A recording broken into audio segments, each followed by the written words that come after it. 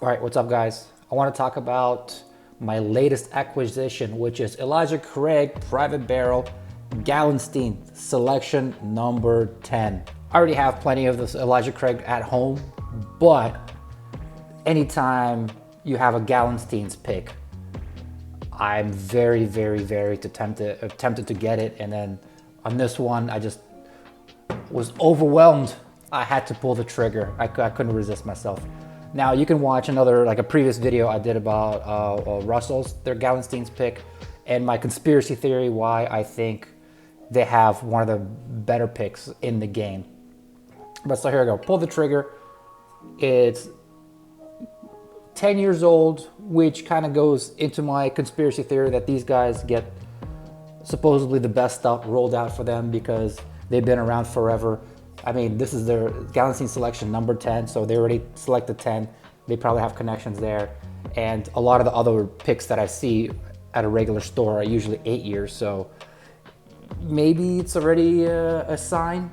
However, the proof is not 100% there. The proof is 122.5. That's the only minus. And I know a lot of you guys, you need 130 or higher, but I figured I'll still give it a chance because who knows? You know, maybe it doesn't, you might not have the proof, but maybe it'll compensate by being just so good. And then I'll be comparing it against, the competition is fierce. I have another Elijah Craig here that's a private barrel select from Classic Liquors 2002. Because this store is bordering Ohio and West Virginia. It's like right on the border. Proof 129.5. Yeah, and it's almost gone, but this is the Mac Daddy of them all. C923, 13 years, 7 months old, 133 proof, and everybody considers this to be the best batch or the best release ever. Before I'm pretty sure the age statements are gonna, after this, FU to the market. I'm sure the age statements are gonna keep going down. The taste, the taste, and I mean the quality might stay the same, but this is probably the highest age statement we're gonna get. Just my armchair speculation. Although I want to mention a few things. I've taken a break from drinking high proof bourbon, so my palate has completely reset. So now I'm kind of easing into it, and wow. As I take a sip of like some of the more high proof stuff, it's like, whoa, it has like a kick to it. It's like, man, the kick that I wasn't even feeling back then, but my palate's completely reset. So now it's kind of, everything seems a little hot to me. Another thing I want to mention is I do have a soft spot in my heart for Elijah Craig barrel proofs. My all-time, when I was first getting into bourbon, my all-time favorite was Stag Junior. It's like the artist formerly known as Prince. The bottle, Stag, formerly known as Stag Junior. It was always one of my favorites, but it was just so expensive. And if you go to a bar trying different things, you go to a whiskey bar, you get sometimes it'd be like $60 a pour, which is crazy. However, there was always a chance. These Elijah Craig barrel proofs were much cheaper, like 3 times cheaper, way more available. And there was always a chance that if you get like a private selection, it could actually be even better than Stag Junior. So it was one of those things where it's like more available, way cheaper, and it's possible on some off chance it could be a complete banger. So, I mean, cheers to Elijah Craig in Heaven Hill. All right, so let's get it cracking. I'm gonna open this up. The seal.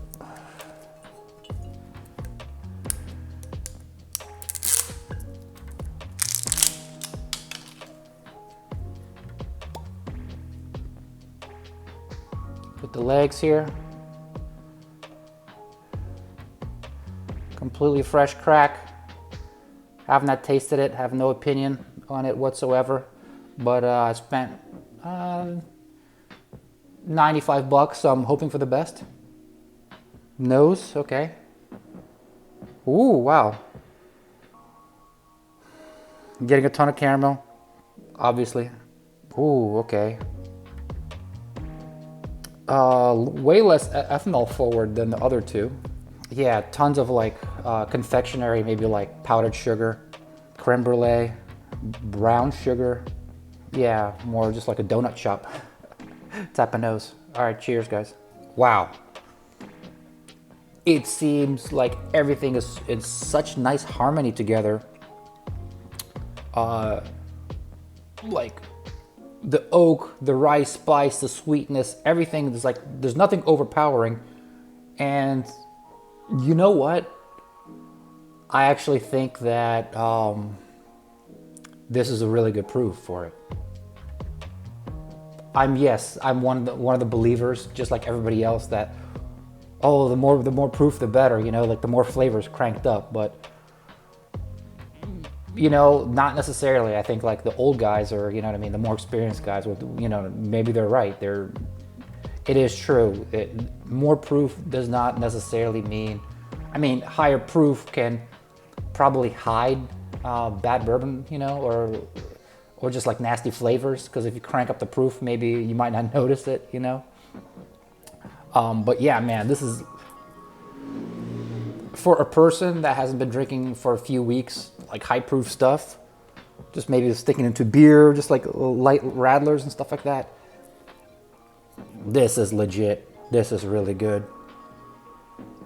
Yeah, sweet caramel, like marshmallow, like a touch of nice little rice spice,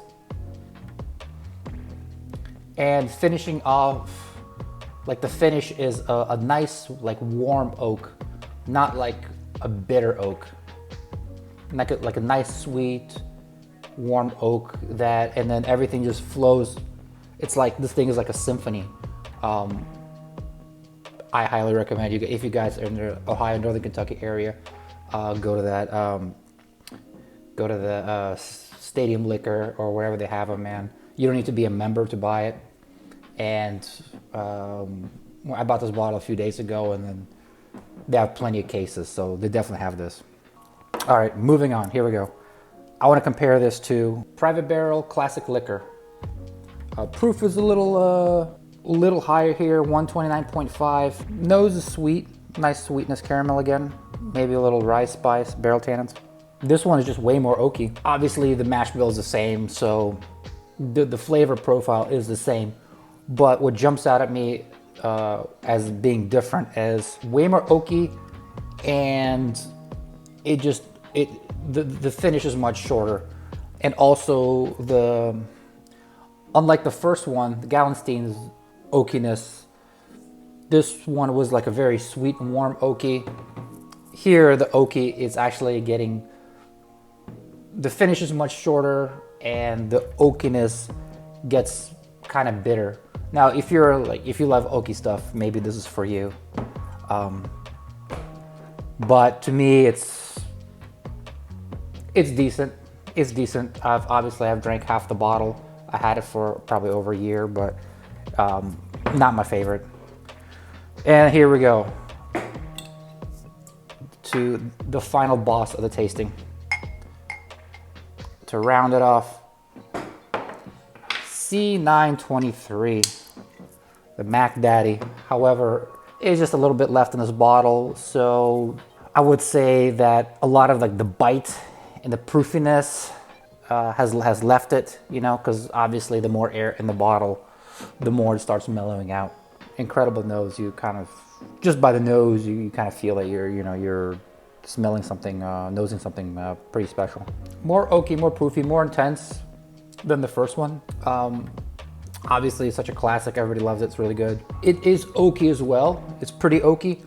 However, I would want to say that something about a bourbon that's 13 years, 14 years, 15 years, I don't even know how to describe it, but the oakiness is actually a complex oakiness. So like some bourbons that are younger, they'll just have like, the oakiness has just been like one note, one flavor, and could be a bitter, right? And that's it. And then just like the finish just falls off. Like an older bourbon or has multiple, like a complex oakiness, has like a bitter oakiness and sweet oakiness and just different flavors, which is pretty amazing. Yeah, the caramel, like a touch of bitterness, like rice spices, cloves, like campfire s'mores, you know? Yeah, it's like lingering rice spice. I mean, it's a heavy hitter for sure, you know. To be completely 100% honest, is it so insane that, let's say, my palate is not sensitive enough to the point where if you were to pour me like 5 or 6 barrel picks, and you're like, this is one of them, and you would ask me to pick out this one, I would probably have a hard time. I mean, it's good, but maybe my palate is not sensitive. I'm not like a crazy hawk when it comes to Elijah Craig barrel proof. But going back to the first one, man. Now, yes, it's not as proofy as the C923. For sure, it's not as intense. It's dialed down a notch, but in almost a good way. Almost in a way like a nice Russell's pick. Like Russell's is at 110, and it tastes phenomenal. It's just so incredibly good. It doesn't matter that it's not at 130 or 140, the hazmat or whatever. It's just actually being slightly less proof than cast strength actually sometimes works in its favor. And maybe, I mean, this is cast strength, but still, man, what a selection. Yeah, all I can say is how well-rounded everything is. Actually, you know, a surprising thing about the Elijah Craig is it's 78 corn, 10% rye, which is 10% rye is pretty low on rye. It was like, oh yeah, 12% malted barley. I thought usually malted barley is like in the 4%. There's a lot of malted barley, but all right, gonna clear my palate with this a home brew I made myself. This is fermented rye beer-ish. For those that in the know, this is called kvass to the Eastern European people. I kind of want to make a video about it, how I'm like, I'm not distilling, not brewing, how I am fermenting this stuff by myself, my little process, and just experimenting. But yeah, maybe next video. But in conclusion, this stuff, man, nose is good, nothing like stands out, nothing sharp about it. Everything's well balanced, nice caramel flavors and just confectionery stuff. And the taste, this is bonkers how well balanced it is. Like nothing stands out. There's no like one particular note. Yes, it's got the caramels, it's got the vanillas, it's got the very typical Elijah Craig notes. Got the cloves, got the s'mores, but everything is so well balanced that nothing jumps out. Everything works like a nice orchestra or something like that. So yeah, man. Gallenstein's pick, another win again. I haven't had a bad one yet. All right, peace out, guys.